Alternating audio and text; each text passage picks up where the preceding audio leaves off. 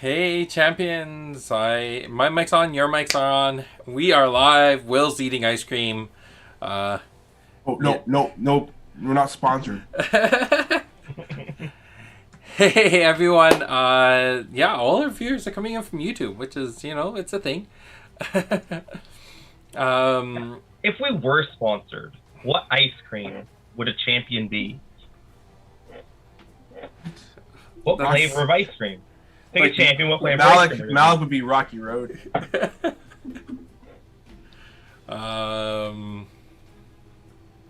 have don't. enough flavors. I don't know the Blizzard flavors. Like, Yeah, I'm that's what I not- was just thinking. I'm like, oh, what's the I flavors? can go off to some like general ice cream flavors, but like specifically Blizzards. Yeah, that's how we start things off. How are you two doing?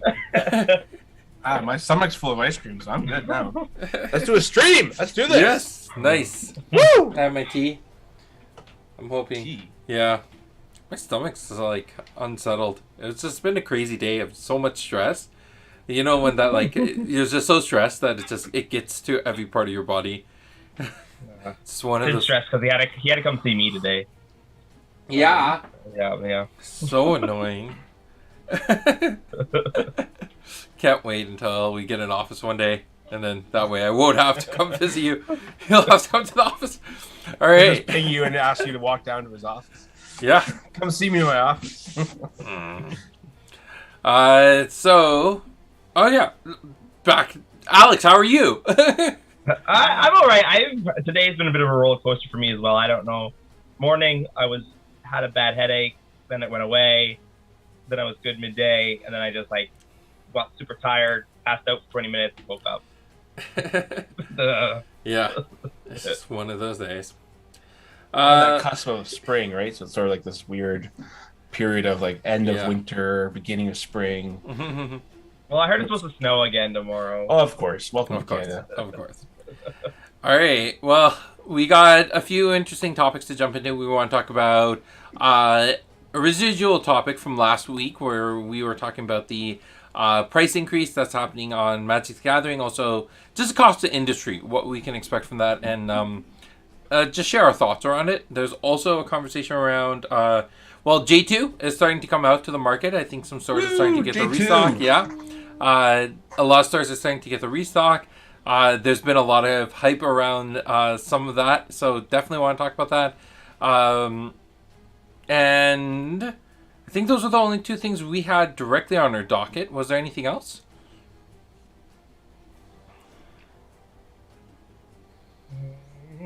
Apparently it's going to snow in Cleveland tonight.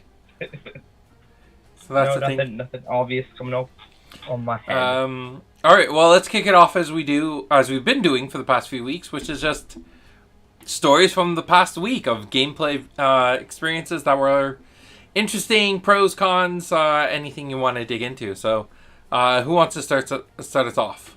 Will? I can start. Okay, go I'll for go. it. Go for it. So this week I brought back one of my semi-older decks, just Kendra Malfeasance. Last time I piloted it, it got wrecked by starter decks and took no wins home. This week it just dominated. Don't know why, but it was just doing massive swings. Getting all the people who don't know Malfeasance, opponent play removes the top card of the timeline. You gain that much, they lose that much. I was only hitting 7 Gs this week. Oh yeah, I think you're gonna win that way. Literally, I gain 14 life, my opponent loses 14 life. Pretty good. What else was in your deck? Alums, Chrono Walkers, generic 3-chi Axon tools, and Cavus's. And the funny thing was, going into a lot of the matches, it was a lot of Oten heavy decks. So I'm like, I don't feel good about doing these matchups. And I just, every time I went up to an opponent, just had no Oten. Just had none of them. None of them. And they're running 10 evasion cards in their deck. And it was just never ending. Oof. So were you trying to capitalize on the Malfeasance? You weren't running teleports or stone protectors? No, or anything like that? just naturally walking. Just naturally. Or at worst, chrono walking if a summon got in front. Yeah, it's interesting. Sid was playing the same deck this week at Heads or Tails. Similar deck, but he had a little more control tools in there. Some selective amnesias, a couple of you know I don't believe in selective amnesia. some other tools that were kind of nice. But yeah, he the one game we played against each other, he pulled off 3 malfeasance in a row. Ooh. And it hit the gamut, but at that point it didn't matter because he had hit the 3, and then it was long enough in that I was playing long, so I didn't have any card draw or anything, so he was able to Nura me as well, so that kind of basically put me on the back end the first game. However, the following 2 games he wasn't able to actually pull or string together any malfeasance, right? Yeah. So yeah. That's a tough one, because if your whole deck's built around an 8-sheet card, and then you don't get that 8-sheet card, or you miss. But I think didn't you and I distinguish that a miss is really only a 3-chi if you hit a 3-chi? Yeah, if you hit a 3-chi, you're getting a vampiric kiss, so you're doing a 6-chi. There is no comparable at doing 4, so right. Yeah. Because it's 4 points plus you plus my, right? There's 8-point swing, right? So anything 4 and up feels good. Yeah.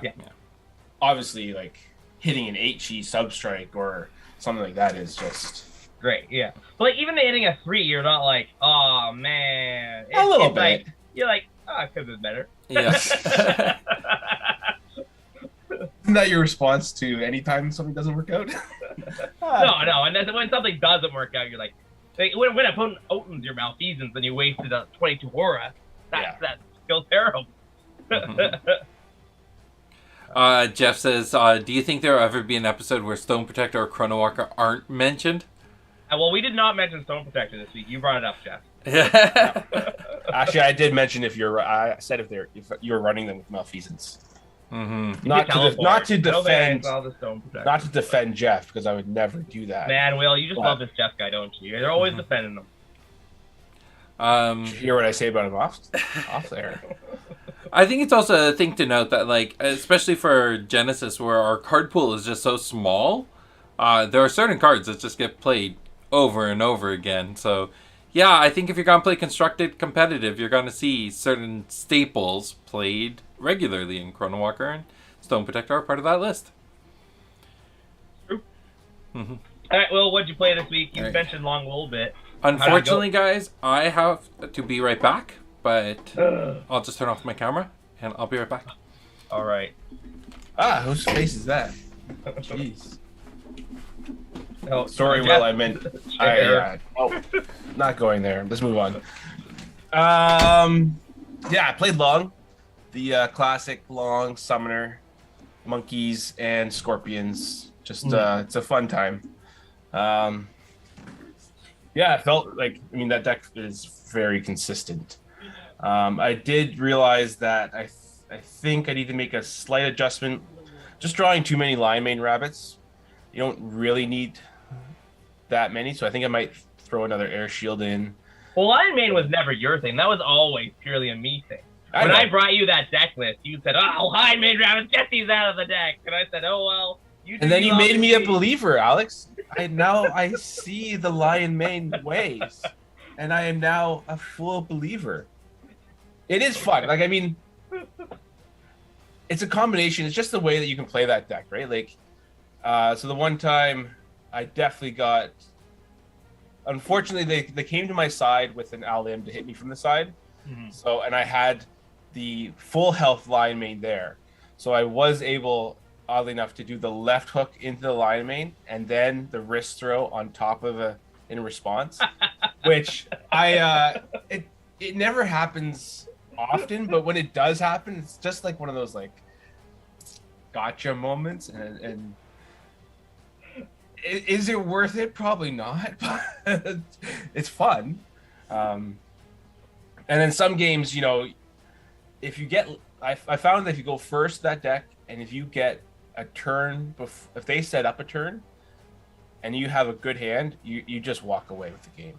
Mm-hmm. Because the one game was turn 1, drop 2 Scorpions, heal 1. They moved out of the way of the one and set up. And I was like, that's fine. Next turn, both Scorpions move to the outside of the arena and turn in. And I dropped the third Scorpion in front of me. And I just it was just an army of artillery just firing from the outsides and the other one firing straight down the middle. And it just they couldn't do anything. Yeah. You just remind me of a story from this week, which the counter deck ended up defeating was I had to face two Baruch that each got healing fires. So 11 HP Baruch. It's a lot of aura. 30, 64 aura. It's probably worth it. It didn't work out in the end, but I think it's a good topic to talk about. Is there's times when you got to recognize you need to take out the summons versus go face.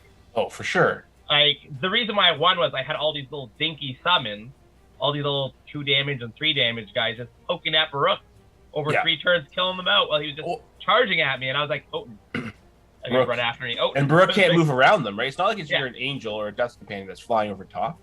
Like, and has built-in protection. Like, that Baruch has to sit there, right?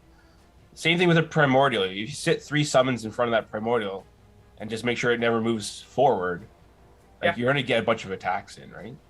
And because they charged at me, it was exerted just sitting in the open spot, and I moved out of the way with Hilton. Yeah. So let my things keep whacking at it. So first game I had to play Sid, and he was playing with the Malfeasance Aldim Chrono Walker package, and I was like, all right, I'm gonna heal.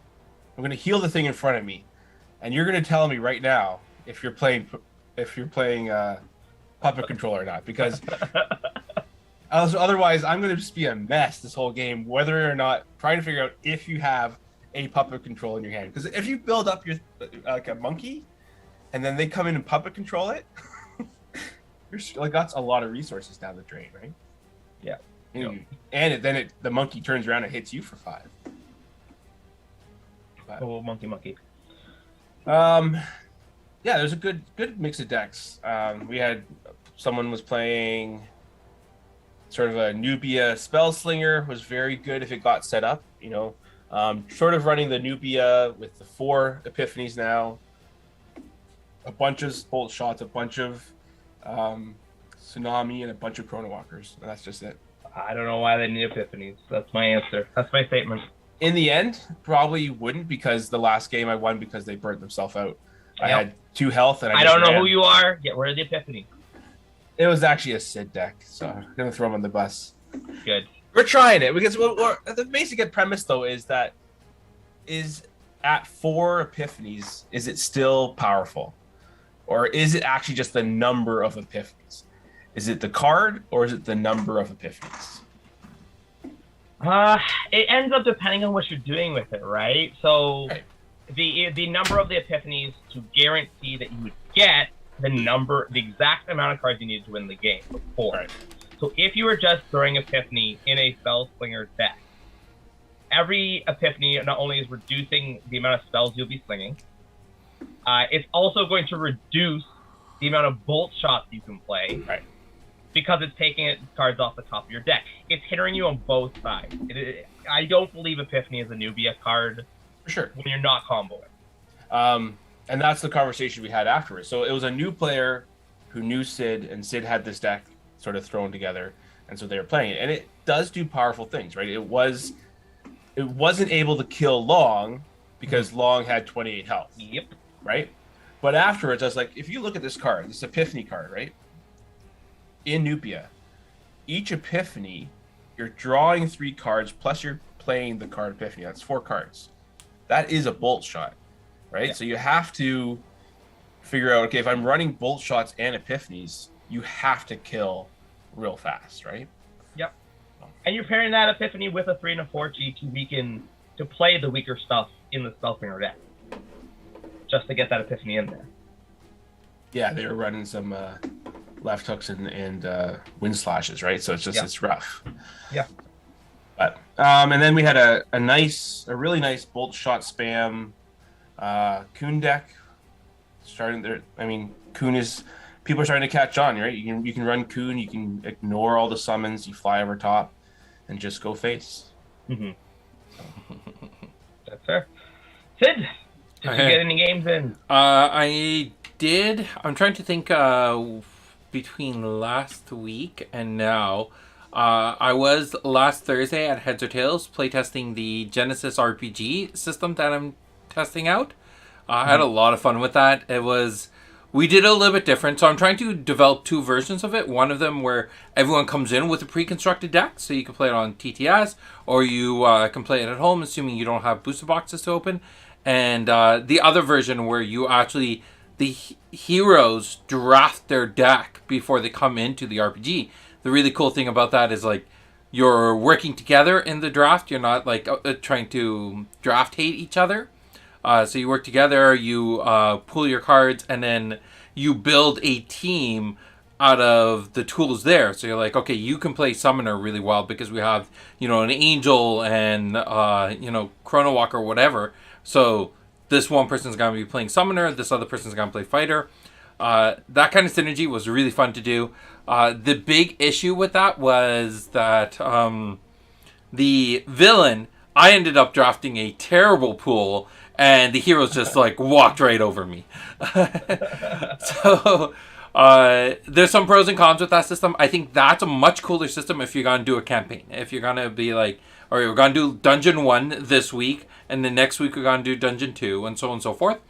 But I thought about the same system with precons, where everyone came in, and the heroes and villain are restricted to a 50-card deck at 200 chi. And then if the heroes win, they get to upgrade their deck to like 210 for the next dungeon. So you spend the week off building your deck, crafting it, and then leveling up, and then going in for the next dungeon. So I know I haven't gone into too much details about the whole PvE thing, but it is something I'm enjoying a lot, because when I come to a community and play, I want to get as many people playing as possible. Yeah. And if we got there's 5 of us who want to play, it gets awkward because I'm like, all right, you 4 play, because I play often enough, and then I'm just standing there watching everyone play. So having a way that everyone can come and play is really great. And also, they're all going to pick on me anyways, so I might as well just play the bad guy. I might as well have them all come after me and then go from there. So I think the RPG PvE thing with campaigns and long-term missions is going to be really cool. My goal is to try to get a first draft of that out, at least for the Patreon members, by this Friday. So there'll be a document they can access and start sharing some of their initial ideas on it. And I have a video that I took of me playing with the Kitchen Table TCG community. And that will go out on Friday as well. It's already scheduled to go out on Friday. So, but that's a nice 1 hour long video. It was a full campaign, but it was a lot of fun. There was a lot of challenges that the heroes had to face along the way. So they did a great job. I don't think we called it before they could actually finish the mission, because about halfway through they're like, yeah, we don't have the resources to keep going. It's like, oh yeah, we'll just call it here then. Work in progress. Balance issues. Yeah. But one of the big balance issues was, yes, we have to balance the strength of the creeps that show up inside the dungeon. You can't just be running a whole bunch of angels. So, yeah, that was. You walk up to a door, you open the door, and a wild angel appears. No, it's not just one. It's 6 angels appear. 6 angels appear. You all die. Yeah, it was pretty gross. But, but there was a question in chat. Okay, yeah. That I'd like to get to, but it's also going to require some prompting from the question. They said, any good suggestions to keep up with a long summoner boosting deck? Was the KC Gaming question. Oh. So what? Sorry. Oh. I think KC Gamer won some prizes a long time ago. Yeah, KC Games. I have something you won from a stream from 2-3 months ago. So email me so I can get this to you. I need your address. Well, so I have 2 things that I will say about the matchup. One, it's always going to be very dependent on what you're playing.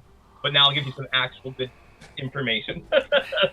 That's completely useless. That's why I said you want to use it all depends on what you do. Really? Really? It depends? It does.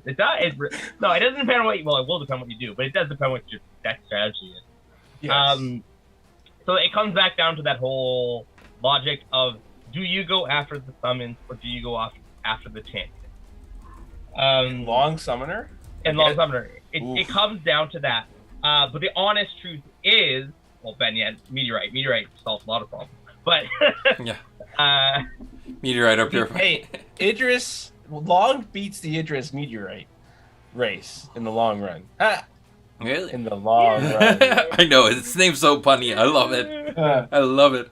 It also depends on the long build, though. Yeah. Okay, go finish your thoughts. This is the good. important thing to note is that every time long cures, it's going to cost them energy. Yeah, that's what I was going to say. And as well as long doesn't actually have a big aura pool. Yes. So if you can manage your resources properly, it's realistically what you need to do. Because the worst scenario you can get at is you've blown all your aura, long's blown all his aura, and it's just smacky face time, because long has 28 health. What is That this? is the smacky face time. That's when two champions just run into each other. Someone please clip that as a meme. As a GIF. GIF. Yeah. I'll say that's what I was going to say that with cure, right? Because the energy. Go ahead, Sid. I'll say from my perspective, I stopped playing very regularly around the time people started picking up long. Like I played long a lot, and then I didn't play against long. I don't think I've played against a really good long summoner in a while. But I know from my perspective, playing as long, some of the biggest challenges I face is the fact that it's always a number game with him. It's when you start investing, you start curing your summons a lot, and that summon dies.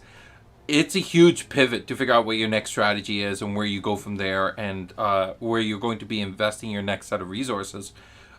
So you got to be thinking about, okay, if he's dropped a giant scorpion, that's 14 aura. If he cures it 2 times, that's 8 energy. What are you going to be doing to knock out that giant scorpion to walk out with as little damage to you as possible, but also paying less resources than that? And it's outlasting him is the biggest thing. Yeah. The only thing, the perspective that I have is always, or at least when I'm playing, like if I was thinking about how to beat this deck or how to get around this deck, would be to, if possible, do not let long set up, right? Which is difficult because long can set up from the back row. And what I mean by that, like the way I play long is my whole goal is to get 1 to 2 scorpions at 6 health that are just moving up and down the sides of the arena.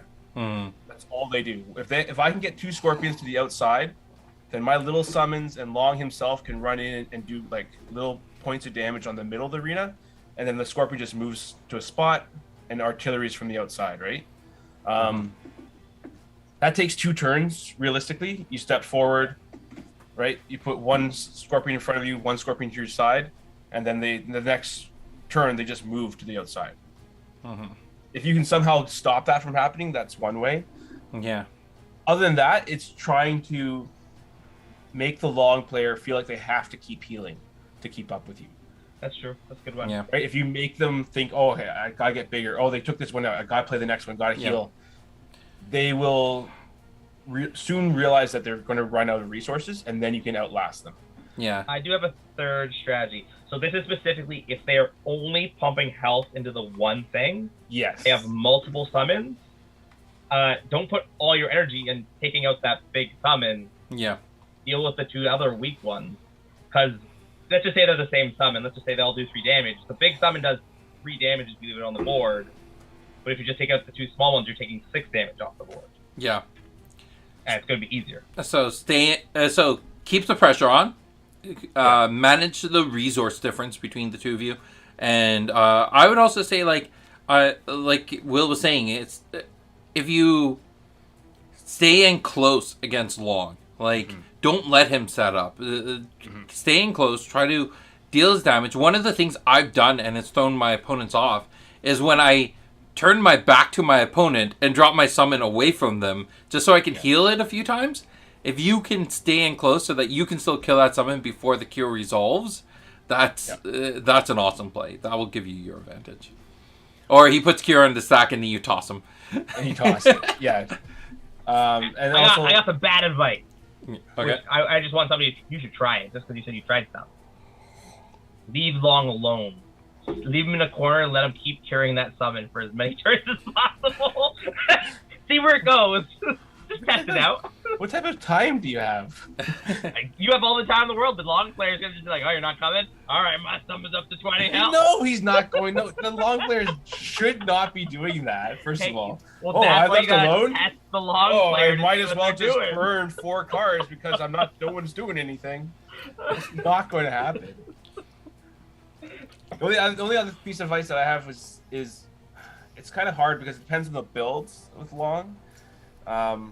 Like in my build that I run currently, I run the monkey, the gorilla main board with the scorpions as my secondary, and then if I need to, I take my gorillas, I take all my scorpions out, and I bring in Brooks and I bring in baboons. So I actually have like a blitz package, if I want to get more aggressive. Yeah. If you can have more turns than Long, you can make his big quote-unquote summons exert, and then you just get free hits. Just be careful not to hit the... Well, you can still hit the gorilla from the front if you don't care if that summon dies. But you can do the chip damage thing, right? Small summons, more turns. You can, again, it's a war of attrition. I also find that there's a few different ways I see Long being played. So I'm much more of a, I like investing into one summon and turning them into an extension of my champion. So it's like having 2 champions on the board, kind of. Yeah. I'll have a lot of other small critters for distraction, but it's one big person that you're dealing with. Then I see the Long decks that are summoning 2 or 3, healing 2 or 3 summons at a time and making them all kind of mid-range summons. Yeah. And then there's also the Long champion who's really conservative with their curing and will very often just drop summons on their side and not cure them at all. Just to be... just to throw their opponent off and keep up with being able to use their energy for other plays like Mystical Spear or I'm trying to think of other expensive energy costs, but Mystical Spear, Bolt Shots, some of these more fighter type of moves. So there's a different play style for Long, and it really comes down to also who you play against. But yeah, cool. Anything else? Just Casey Gaming, you never actually told us what deck you were normally running. That would help. Yeah, that would help give you more direct. Well, I should give you specific. Don't worry, Alex has great advice. It just depends on what you do. Yeah. It just depends what you do. Yeah. Depends on the board state, what's in your deck. Have you tried drawing more cards? Giving your opponent a heart attack. Contactus Gaming does not condone the actions. The use of heart attacks to win games or championships. Oh, excellent. Let's try drawing cards in Long. There you go. Yeah. Let's draw more cards. I recommend building a better deck. That's always been a pretty good option. Oh. All right. Changing over to our topics for this week. So one of them we wanted to talk about was Wizards of the Coast announcing their 11% price increase, 8 to 11% price increase for a lot of their products. The thing that there's definitely parts of this conversation that hit my mind, especially when they talked about backlog products being increased in price. But I just wanted to put this out there. Will just disappeared. I was going to ask Will his sentiments behind it. But Alex, what are your sentiments around this topic? So the industry as a whole, all the prices of stuff as they're going up, that is honestly true. The thing that I find weird with Wizards of the Coast is they always make these weird side products that they themselves are above and beyond the price. But I don't think that's necessarily what they're talking about. They're talking about the core products that the price hasn't really changed. Interesting story. The price has changed in Canada. It didn't change in other places. And that's something they probably didn't talk about. Because I've been in the gaming industry a long time, and when I worked at my first store, I remember when the price went up, and I think it was, I'm gonna say maybe wrong. I think may have been Trump who ended up increasing taxes on paper. That didn't affect the states, but it affected Canada, and it all increased. But when some of that stuff changed again, they didn't reduce the prices. No.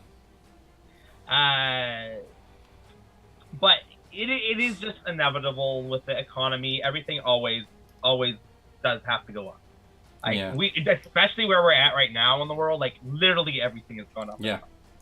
So is it to be unexpected? No, I think it is very much to be expected. There is a juxtaposition though, because you have their best 3 years have been the last 3 years of their company. Yeah. And their profit margins. Depends how you define best, but yes. Well, they're by the numbers, their profits have gone through the roof. To the point where now isn't the WotC president going to become the Hasbro president because he's doing so well? I think he already did. Or he already has, yeah. right? So you have that information is being fed out to the media. So the player's like, oh, you're making so much money and now you're asking us to pay more money. Right? So you get this weird tension with your player base. Yeah. But so something I've seen from my perspective is, especially going and ordering inventory for Welcome to Jalar, Raise, J2, Reprint, and Origins, and looking at those invoices, is I can see that price of raw materials starting to go up. The price of just production as a whole. And from our perspective, it's also the amount we're paying our artists set over set is going up. The amount we're paying for just a whole bunch of things. Every part of the business is starting to go up pretty dramatically. And then there's shipping. And shipping is just the craziest thing. And it's going up so much that this is part of the reason when I first heard this and they're like, why is the back order of products being increased? And I'm like, you know what? There's a level of justification here because the stuff that hasn't been shipped yet, the cost to ship that now is much more than it was before. Especially shipping things across borders or overseas. It's just ridiculous. So, yeah, I see the justification for things moving upwards. It's unfortunate, but I really hope it doesn't get people out of the game. That was one thing that kind of worried me, especially when we talk about Magic being such a pillar of this industry. It's such a key part of the TCG space. If people are being priced out of Magic, that kind of sucks. That's been my perspective on it. Or we start seeing the rise in Pauper, and we start seeing the rise in other things that they have tried before. Pioneer was supposed to be this cheaper entry point, right? Standard always seems to be a little more expensive because you have to buy all the brand new product, but they're supposed to be this middle ground, right? Or they're going to start pushing for another division or whatever that is to help those players. But I mean, as someone who's been a fan of Pauper for so long in Magic, because that's sort of where I can sort of do Magic. That in Commander, where I only need one copy of a card. I don't know. At the end of the day, I think there's if someone said they were leaving Magic because of this, there's probably actually a bunch of other reasons why. This is just the next one, right? That's just all right, fine. Well, now I just can't. Now I'm just gonna. Yeah. I was very confused. I just got a notification from Sid. It said that you just posted a video, a Call of Duty Fate video. That would have been yesterday. Thank you. I also just got food delivered. Ah, nice. Oh, what do we have tonight? Switch Chalet again, it looks like. Oh, it seems to be a classic for her a Tuesday. Ice cream, Swiss Chalet, man.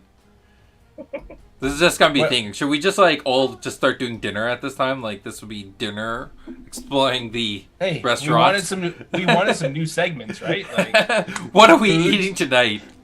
What's on the menu? Yeah.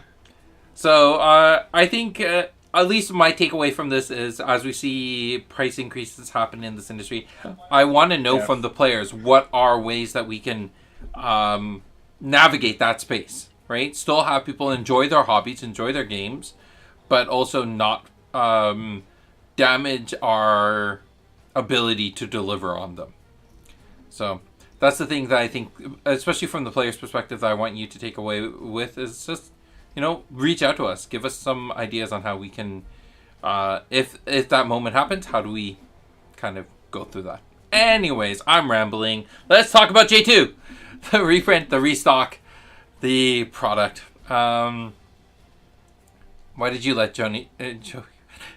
That was my exploring the Coliseum of Fate video that came out yesterday, where I was playing Fong and just got destroyed by angels. Just destroyed. It was such a bad deck. I should do a video deck teching that and looking into some revisions. Anyways, I'm not particularly skilled at playing Fong, and that deck exemplifies that massively. I think I have a thought. Yeah. Topic from last week. Yeah. Just gotta bring it up. Will told us that Stone Protector was broken with an upcoming future champion, and he was gonna show me this new destructive power design he had, and I came out to watch his masterful game and saw him got slaughtered by a basic Fang deck. It was great. You lost to Fong? Yeah. Unfortunately, yes. The one downside to my game plan was to showcase the power of being able to cast an AoE spell with no targets, and then have the Stone Protector move in response so the AoE spell hits the targets. But when you're playing Fong, who has 25 health, an AoE spell does really nothing when it's only Fong. I was able to shut down a couple of bolt shots though, which was felt good. But there was some obvious holes in the game plan, but it did feel powerful. But we'll have to see. Yeah. Steven, you lost that was nice. Thank you, Steven. Thank you for emphasizing that. All right, let's talk about some of the wins and some of the lessons learned with the J2 reprint. So, yes, the epics. I was excited to them for so long, and I shared my excitement a little bit too early, and there was a backlash from the community. This was months ago when I shared like a sample of the bolt shot, and that was an interesting experiment. But when I did start getting them in hand, like getting the final samples, a whole bunch of them, it was like, this is really, really cool. And I'm kind of happy that I kept a lot of that quiet moving forward, because now as players are opening them, getting them in their hand, it is a very different experience seeing them in hand, or like opening them in a pack compared to seeing them online. They're very pretty.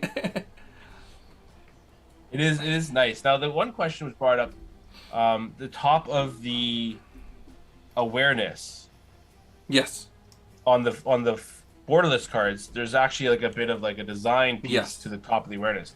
Is that actually there? Yeah, it is. Hidden by the border? By the black border, yeah. Oh, it actually is. Yeah, I didn't realize that it was actury. So that's kind of cool. We can see that for the first time. The epics. That's what I was looking at. The epics in J2.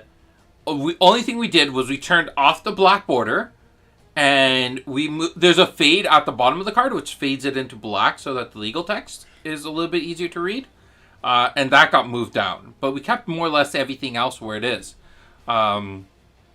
You're now called awareness eyebrows. Nice. Awareness eyebrows. All right. Wow. How long has he been sitting on that one? That's been at least a week. He's been waiting to say that. There was the big thing was we had to see how they looked imprinting in hand before we moved forward with them with Origins. The original plan was just to do them in Origins. We weren't going to do them in the reprint, and then they're scheduling the reprint, and we're like, well, we got to test this at some point. We got to figure out how this looks at some point. Might as well do it in the reprint. And then, so the Origins ones look really nice from, what I've seen so far.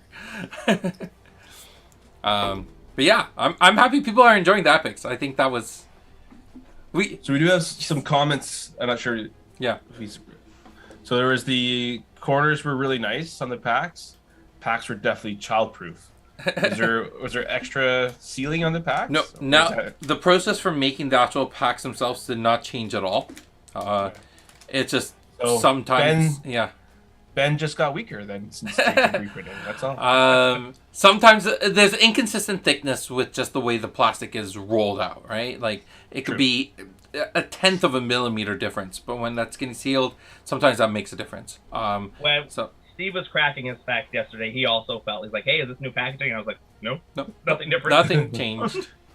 Majority of cuts seem to be better. I mean, as much as I look like I got lucky and pulled a Chrono Walker and I could see nothing on the epics as far as, because sometimes with the, I don't know, is it worse having more color on the edge or is it worse having just black on the edge? I don't know. I have actually, this is something that I sat down with the manufacturers and we had a good solid 30-minute conversation about this because so from our perspective as players, we're like, okay, we're looking at this as a card, right? Like, how does it look? What's the edging? How is it graded, right?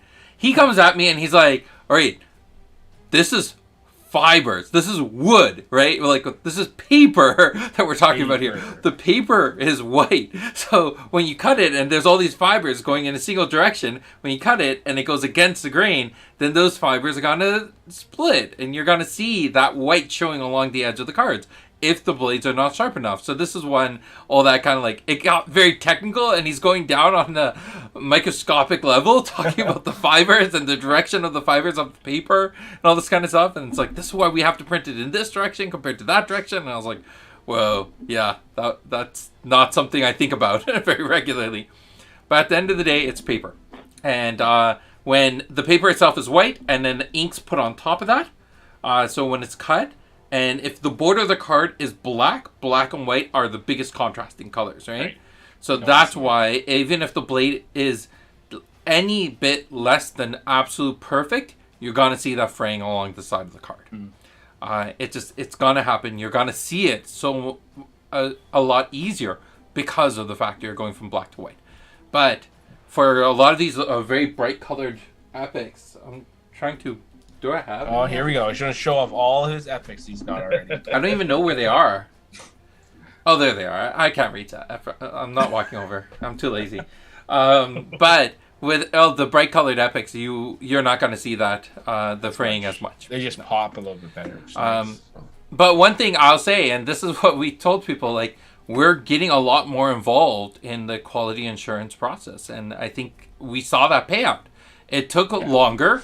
It did take longer, and we're going to get more efficient at it, but it was worth it. So 2 criticisms that I think one popped in the chat, one popped up earlier today. Yeah. So there was someone was mentioning that they did notice some issues with the foil print lines. Yes. And I know I had some with mine. The foils came through those print lines, and I know that's another layer where it's printed fine. It's cooled or it's dried fine, but now it's going into the cutting machine and the rollers are gritty or something like that, right? So this is definitely complicated. This is actually complicated. Really? That's not correct. Yeah. So at the end of the day, it's difficult about talking about this stuff without placing blame or responsibility. But when we got J2, the first printing of them, and we saw those lines on it, we got the final product.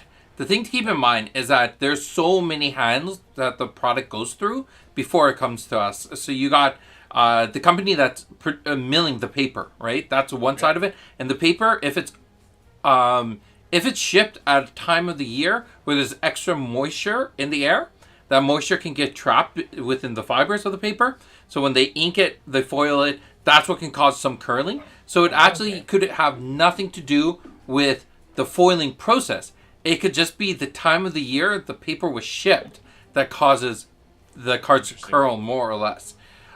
So for this printing, the paper itself, depending where it's stored, when it gets the ink onto it, when it was shipped, that's going to cause the variation in curling.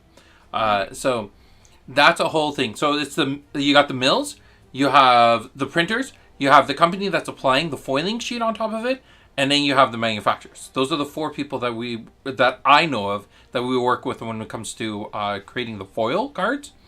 When we got the J2, we assumed, because they're so consistent lines, that it had to be from the machines that are feeding the cards.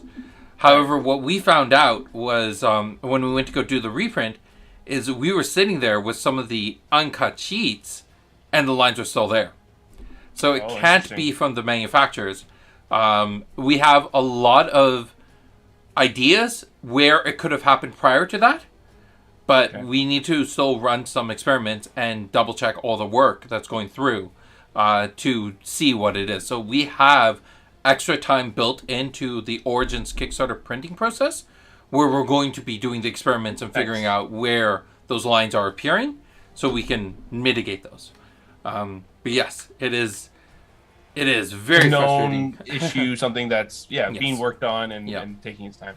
Right, the other one was mentioned earlier today was someone noticed that maybe that these last promos, maybe the size was different, and would that create any conflict in sort of a deck if there's a card with a slightly different length? So it's one of the very clear statements for gameplay. I don't know if it's directly in the rulebook, but it's in all of our terms and conditions. It is? It's in the rulebook. Where you have to play with sleeves? Yes. So the big reason is because Alpha is far different in print quality and everything. Everything about the Alpha cards are different than all other print runs. So Alpha was printed with a company called the Game Crafter. They're the company you go to for prototypes or initial designs. And at that time, they're the only company that can do small print runs. The size we had for Alpha, that they could do small print runs that small of booster packs. No other company would do booster packs with print runs that small. So Alpha was very different. The thing is, the company we use for the mass production of actual booster packs, starter kits, all that kind of stuff, it's not easy for them to produce print runs that are small, that are as small as some of the promo print runs, right? Yeah. So you've seen some of the promo print runs; they're like 13 cards, like some of the early Future League cards. They wouldn't do that. They wouldn't even turn on the machines for a print run that small. It's just not worth it. Or they're costing me an arm and a leg, right? Just to do it, right? Because just to create the plates turning on the machine, we're talking about a couple of $1,000. So it's just not worth it. So we use a completely different company to do our promos, and that company they have predetermined sizes, and the size that I always select is the one that's closest to ours, which is the 63 by 88 millimeters, which is supposed to be the exact size of ours, but ours is a little bit smaller, and I'm guessing that's just from the trimming process. So ours are probably just a little bit smaller than what the standard 63 by 88 is supposed to be. And it's just ever so slightly, but it is noticeable. And it's also going to have a different finish. You'll see that a lot of the promos have different types of finishes on them. There's the air cushion finish, there's the plastic finish, there's the one with the grid type of texture. Yeah. I like that one. Yeah, I like that one too. So that company that we use to make promos, they can do that easily, but that it's just not. The one time we did use Cardston to do a short print run of promos was Sky and the 2019 championship promos. Right. That's when they did a short print run. They did it as they were willing to do it as kind of a gift, so they cut out a lot of those initial expenses for us. As a gift, so I can do those big events.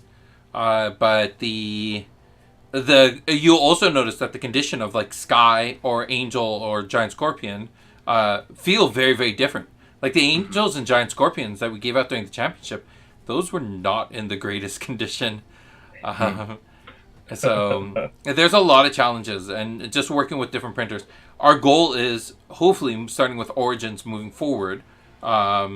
that we start standardizing the promo process, because now it's actually worthwhile for us to print off large batches of promos. We can actually start using them, especially since some of the promos that we got printed as large batches recently, we were actually running out of them. So we're finally hitting that point that we have a large enough community that's worthwhile to make the promos with the same company who makes the other stuff. Anyways, James has a question. What will happen if people feel their decks for their bigger cards? So if you see your opponent and they're sticking their hand over the top of their deck, at the top of the sleeve, you might want to be like, why are you doing that? That's a judge call, right? You call the judge over, you say this, I think this person, you can say however you want to the judge, technically, right? But the premise would be like, I think there's something going on, they're touching their deck a lot, whatever.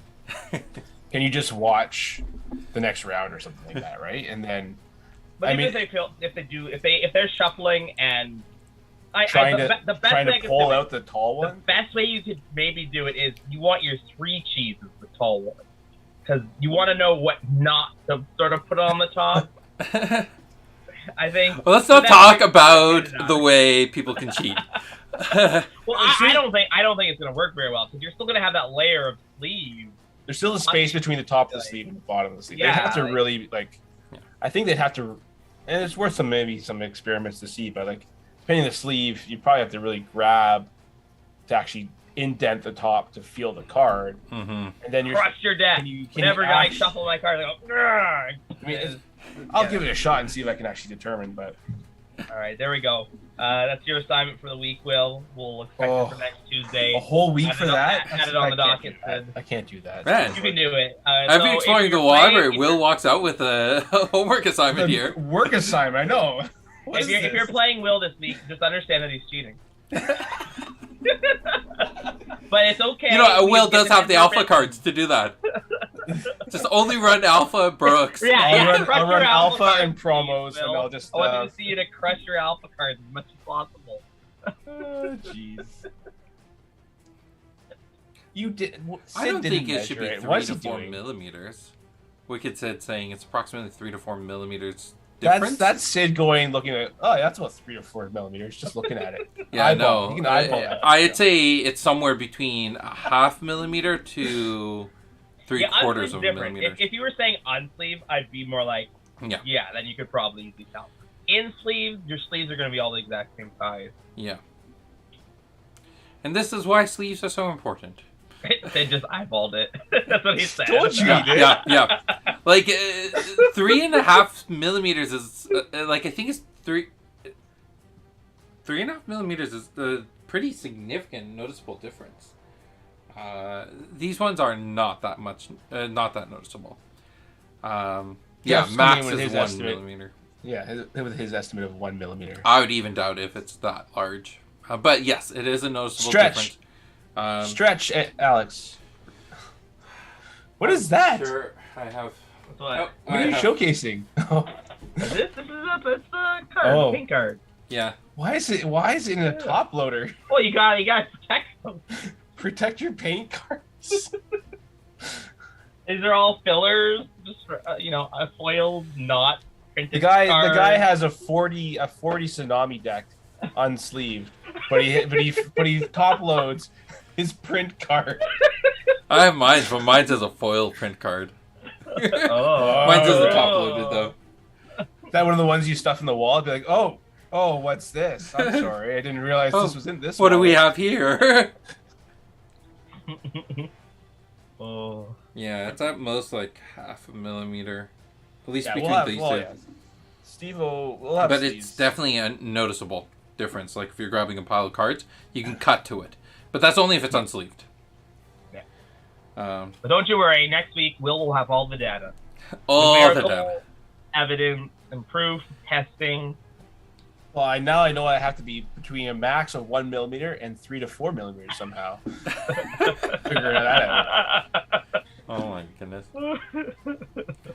All right, so 10 picometers. We had that was the last thing, the card size promos. I did put a post out last week updating people about where we are with Origins. I don't know if that if you two read that at all and had any thoughts about it or any questions.